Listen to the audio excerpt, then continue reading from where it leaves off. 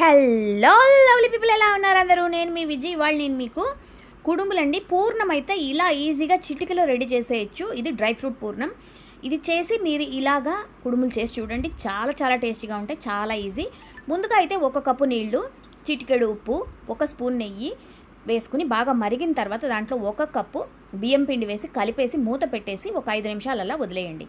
ఈలోగా మనం వేరుశనగ పప్పు, జీడిపప్పు, తర్వాత బాదాం, నువ్వులు అన్నీ వేయించుకుని దీన్ని చల్లారాక దీంట్లో 1 కప్పు బెల్లం కూడా వేసి దీన్ని ఇలాగా మిక్సీ పట్టుకుని పూర్ణం రెడీ చేసి పెట్టేసుకోండి. ఏలకుల పొడి కూడా కలుపుకోండి. ఇప్పుడు దీన్ని ఇలాగా చిన్న చిన్న ముద్దల్లాగా చేసి పెట్టుకోండి. మన పూర్ణం అయితే రెడీ అయిపోయింది. ఇప్పుడు మనం ముందుగా చేసి పెట్టుకున్న బియ్యం పిండి మిశ్రమాన్ని ఇలా పల్చగా చేత్తో చక్కగా ఇలా ఒత్తేసుకోండి. చేతికి నెయ్యి రాసుకుంటే మనకి ఒత్తడానికి ఈజీగా ఉంటుంది.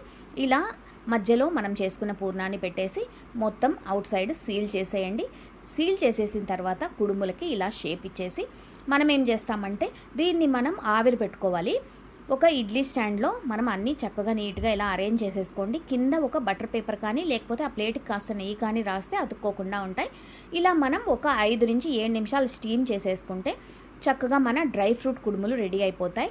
ఈ వినాయక చవితికి వెరైటీగా ఈ కుడుములు తప్పకుండా ట్రై చేయండి. ఎలా వచ్చాయితే నాకైతే కమెంట్స్ పెట్టండి.